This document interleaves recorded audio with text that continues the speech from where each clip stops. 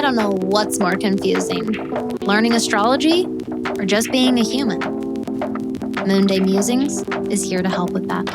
A weekly, no bullshit guide for the upcoming cosmic forecast and how you can actually use this in your real life.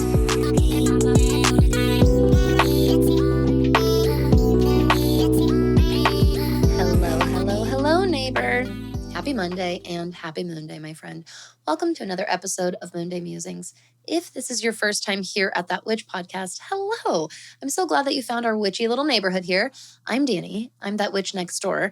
I'm going to be your host, your guide, your mentor, your spiritual bestie in all things magic, modern witchcraft, and cosmic living. I always mix that up just a tiny bit because I think I change it up just a tiny bit. But around here, we talk about magic, we talk about witchcraft, we talk about astrology, we talk about how you can use all of this wonderful goodness in your real modern life. And we have a beautiful new moon in Cancer this week that we're going to be talking about. And we also have our cunning, shifty Mercury moving into Leo and kind of striking our first Leo chord that we'll enter into, of course, this summer. But this week, we're looking at the week of June 23rd, 2025. And our new moon in Cancer is going to be on Wednesday, June 25th. So on the 25th, 2025. This is going to be at 4 degrees of Cancer. Now, our new moon portal opens up when the moon moves into Cancer at 11:43 p.m. Eastern Time on Tuesday, the 24th. We hit new moon exact on Wednesday, the 25th at 6:31 a.m. Eastern Time. And then our new moon portal closes when the moon moves out of Cancer and into Leo at 2:05 a.m. Eastern Time on Friday, the 27th, to give you a little bit of a scope of our new moon portal this week, really kind of reaching Tuesday to Wednesday, or Tuesday to Friday-ish-esque, depending on your time zone and location, of course. Now, the moon oh my goodness. Is it Mercury transits we're talking about or what today? The moon rules Cancer, the sign. And this is what gives Cancer its watery, emotional, sensitive, caregiving qualities. It's why it's very, very associated with needs and the meeting of needs.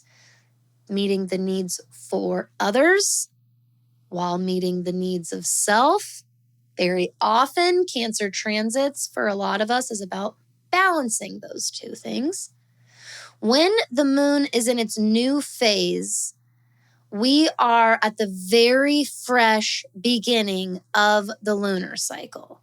The lunar cycle begins at the new moon, which is why new moons are so associated with planting seeds, setting intentions, setting new goals. It's all about these fresh new beginnings because it's the beginning of the lunar cycle.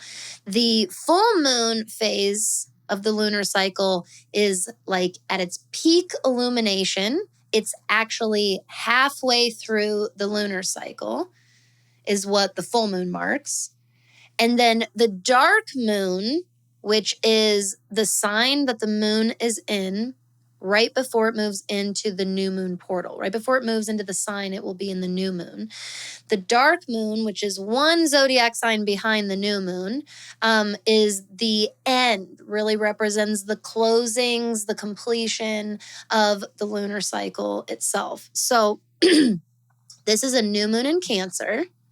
So that means when the dark moon is in Gemini, this is going to mark the completion, the end of this current lunar cycle, and the new moon in Cancer will represent the new one. If you may have noticed, the dark moon will always be in the sign that the last new moon was in.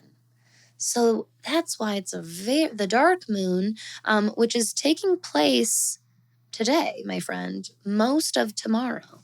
And so the dark moon is a great time to maybe think back about last new moon.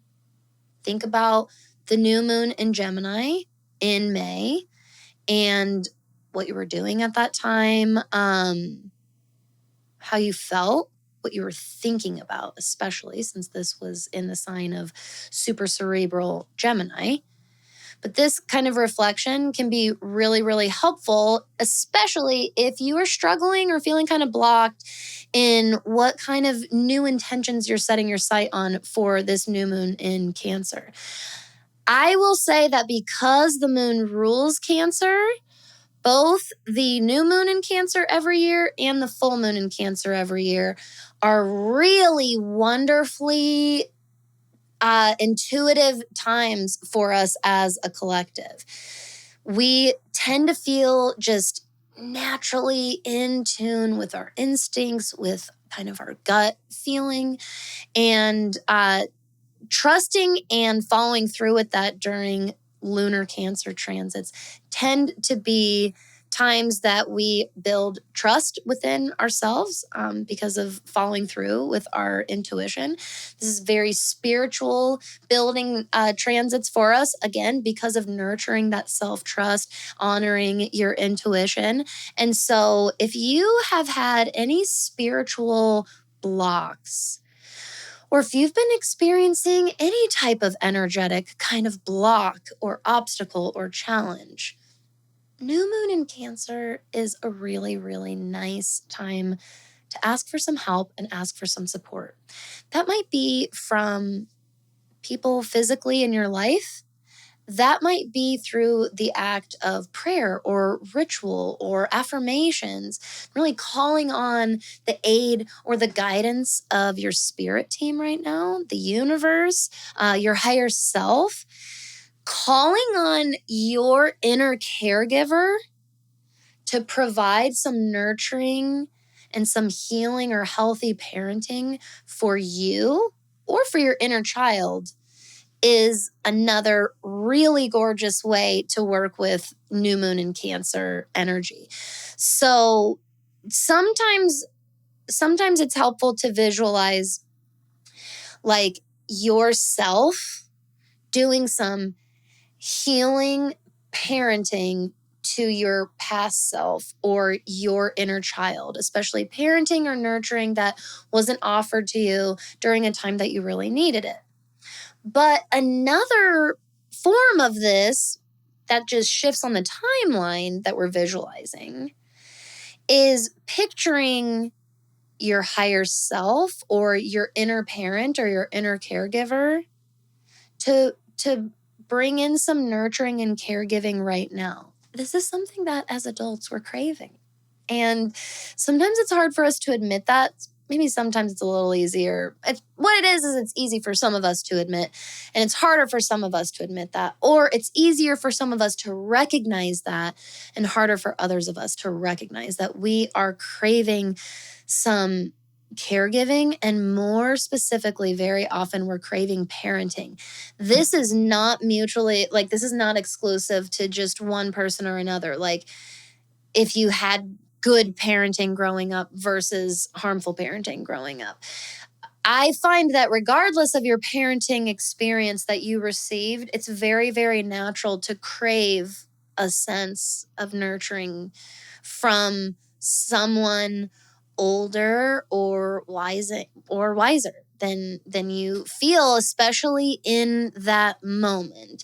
And so this can be a really beautiful, helpful form of visualization. And sometimes it's through these types of visualization, we're able to recognize some current ways we could meet some of our needs that we hadn't really thought about or realized before. So this is a really just beautiful time for letting yourself be a little sensitive. Be a little sensitive to yourself. Be a little bit sensitive to others. And don't be afraid to go a few extra steps to meeting some of those needs that you're picking up on, that you're feeling sensitive to. Again, whether that's within you or with someone else, or I'm going to do you one better here and say, open your arms and maybe invite some others in for some simultaneous side-by-side self-care. So we talked about during the Sagittarius full moon, which was a couple of weeks ago, kind of opening our arms up to others. And this was really amplified during Sagittarius full moon. But if you have been listening to Moonday all month long, really Jupiter moving into Cancer this month, where it will be for about a year, Jupiter is instigating a lot of these feelings and themes for us in general. So that's being very, very amplified once again during this new moon in Cancer, very similarly to our Sagittarius full moon a couple of weeks ago.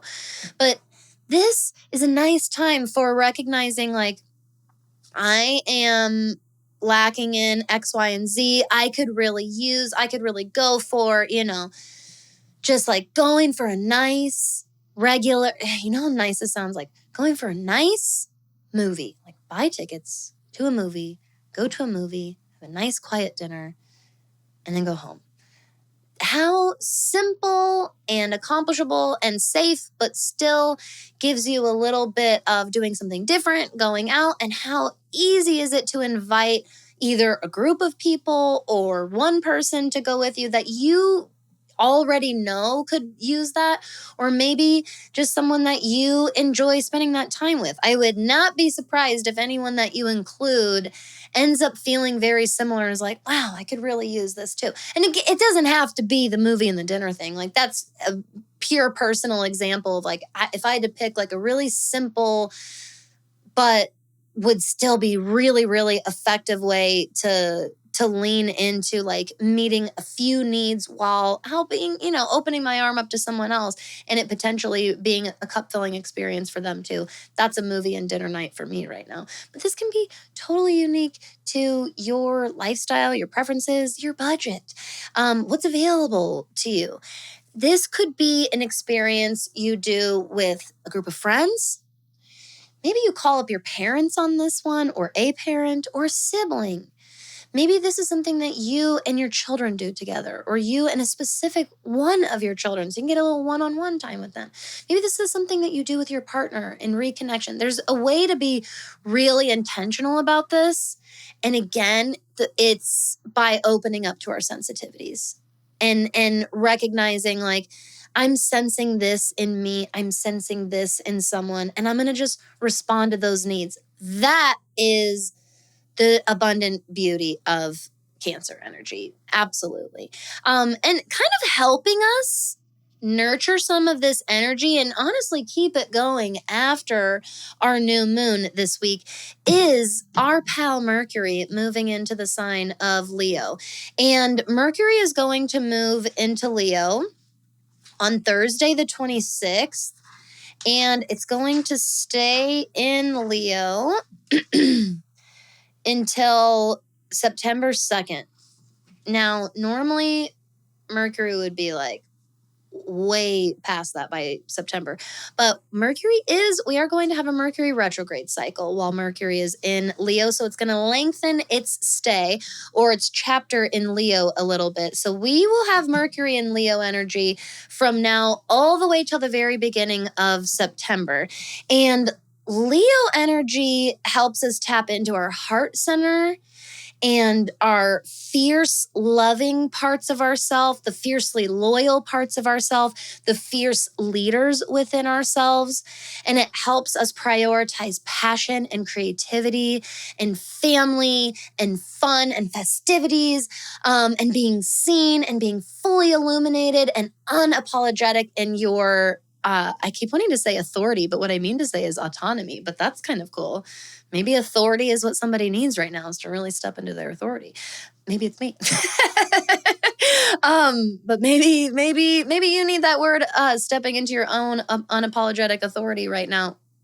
maybe a lot of us need that message right now. What I meant was autonomy and authenticity. But Leo helps us boldly embrace and live all of these concepts. When Mercury is in Leo, it really, really helps all of this take place in the realms of communication and interacting with each other. This is a time that is wonderful for like finally learning about or learning more about creative hobby, passion. This is a great time for like really nurturing those things that light your fire.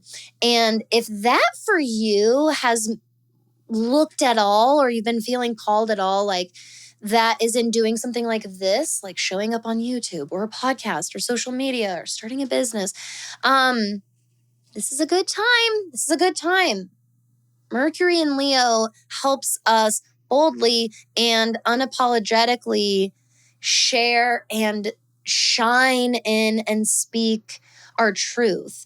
And it is wonderful for our storytelling qualities and aspects within us as well. So if you've been needing a little bit of that nudge, the nice, safe, cozy, self-care, nurturing rituals or activities of this new moon in Cancer might check those boxes that we need to tap into a little bit of security, come out of that crab shell a little bit after the fact, and maybe start letting ourselves show up a little bit more, being seen a little bit more, speaking on something that we have been really, really wanting to share and connect with others about.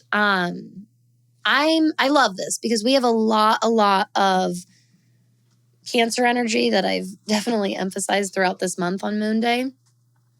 And I've been saying since the beginning of this month, Mercury in Leo is going to be one of our kind of first chord strike into the energy of our quintessential Leo season that will be coming up, because we will inevitably have our transition from all this emphasis in Cancer and really turn up the volume and the light in Leo for sure. And this first chapter of Mercury in Leo is going to set the stage, so to speak, for a lot of that. So let's start getting ourselves ready for today's card reading for the week. And before we dive right into that, I want to take a moment to thank today's episode sponsor. That is, of course, Podzilla Productions. Podzilla Productions is my husband Jared's podcast producing and editing company. Jared has well over 17 years of experience in mixing, editing, producing audio, and is truly, truly a perfectionist in his craft. 100% the reason why That Witch podcast has always had such nice, high quality sounding audio since the very beginning. Jared takes all of the guesswork out of anything related for you, the podcast host, and takes care of the entire audio experience so that you can trust that you sound crisp and clear and professional, regardless of, if you're able to pour hundreds or thousands of dollars into equipment or software. This is a wonderful, wonderful option and solution for those committed podcast hosts who aren't necessarily making as much from their show or their content as some of the really big names out there. You deserve top quality sounding audio, and this is what Jared and Podzilla Productions believes. Providing that top quality audio without charging exorbitant amounts of money for it. And the best part is if you're sort of new to all of this, you're not sure about the mic to get for your budget and the best bang for your buck, or the software to use, or any additional equipment that you might need, how to record with guests, Jared is a wonderful well of knowledge for all of this information so that you can focus on what you do best, creating your content and growing your dream podcast. Let somebody who's experienced and, quite frankly, faster tackle those editing issues, or honestly, just the burden that consistent audio editing really truly is as a podcast host, my friend. You will not regret passing that off and not having to worry about it anymore. And again, not having to pour out all of your savings in order to accomplish it.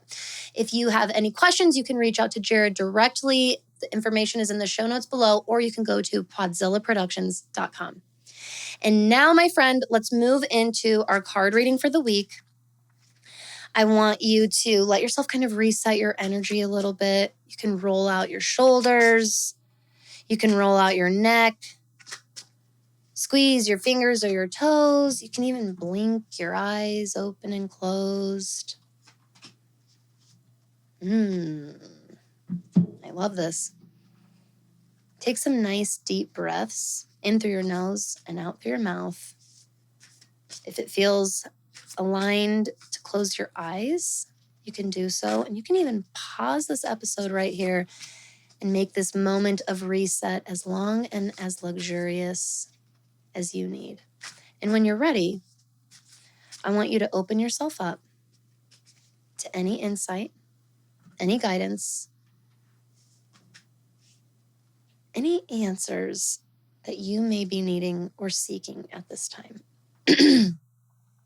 So it's Cancer New Moon Week, and I had to bring out none other than the Tarot of Mermaids. This was the second deck I ever bought. It's an oldie for me. It's an oldie classic favorite deck for me in my personal collection. I am a water, mermaid, ocean girl at heart, deeper in my soul of souls kind of a thing. Having a deck of mermaids was a non-negotiable, and I knew that even early on. I got this before I even knew how to read tarot. I had to keep it on the shelf for a really long time while I actually fully studied and learned tarot. It has become one of my favorite decks, though. And hello, Cancer New Moon, perfect. So we're working with Tarot of Mermaids as well as the Work Your Light deck, of course. Love me a tarot oracle combo reading, always. Shout out to Mary Muse, you know. Okay. 10 of Chalices, gorgeous. This is the 10 of Cups card in this deck. And I love the circular, clearly very lunar imagery of this card. If you look on screen, you'll see that the chalices have shadows on them that kind of look like different phases of the moon, which is really gorgeous. And we've got two mermaid figures kind of intertwined with each other at the very center of all of it. There's a lot of circular and center of that sacred circle energy. Actually, I like that it's not a perfect circle. It's an oval, elliptical, imperfect, like Earth, like our planetary orbits. We also got from the Work Your Light deck, the Great Gathering. Oh my God. Look at these cards side by side. And look at how similar that kind of circular energy is. And it's almost like the 10 of Chalices is like this calling card for the Great Gathering, which I really, really love. Let's dive right into this. Okay. 10 of Chalices, aka 10 of Cups.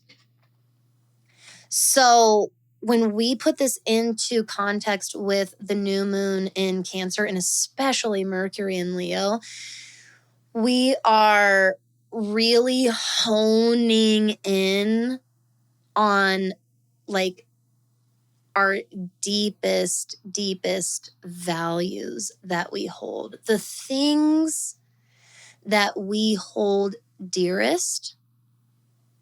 Sometimes these are things that we desire. Sometimes they're things that we have and we embrace and like lean into. Regardless, they are the things that hold the deepest meaning for us. New moon in Cancer energy brings us very easily into that vibration and understanding. When we open up to those sensitivities I'm talking about, and that might require lifting up or taking off the crab shell, the Cancer crab shell a little bit, and opening up to our sensitivities, when we open up to those, we are even easier able to sense and feel, let ourselves be drawn to or repel from the vibration of the things that are the most meaningful to us, that we hold the most dear. I want to bring in the context of this beautiful Great Gathering card here from the Work Your Light deck. It says, it's all coming together, intuitive hits, soul tribe, which I would maybe shift that to soul community. Okay. You are being called to let your intuition move you physically. You are connected to a group of souls who are weaving a web around the planet. And as you travel and share your creations, something is rethreaded. This card is an acknowledgement that you are either being called to connect with others who are like you at a soul level, or that you already are. You are being called to gather groups of people, either by leading them or becoming part of a group that can support you in your soul's personal mission. Is this on flippin' point or what? You are part of a group of souls who agreed to be here at this time in history to heal yourself, your ancestral line, and the planet. To raise consciousness so that we can continue to call this magnificent place home for eras to come. One of many consciously choosing to devote your life to something greater than yourself. It's time to call in your community by sharing your soul's voice and letting yourself be seen. When you share what is real and true to you, and you share the medicine that you most need, those who are like you will gather around you. You are your tribe. They are just like you. And just as you are longing and searching for them, they are longing and searching for you too. Full heart. All right. There's a Work Your Light activation here. And as you gaze upon the card, you can say, I choose now to let myself be seen. I am ready to call in my soul community and create a web of light all over the planet. First of all, this kind of looks like a web of light. I love how the meanings and the imagery of these cards just came right together and fit so beautifully with our Astro news of the week. Anything else I say is just going to be redundant. Call in your community. Be with others. This is going to continue radiating out. And it really starts by letting ourselves be sensitive to ourselves, to our needs, to others, to the needs of others.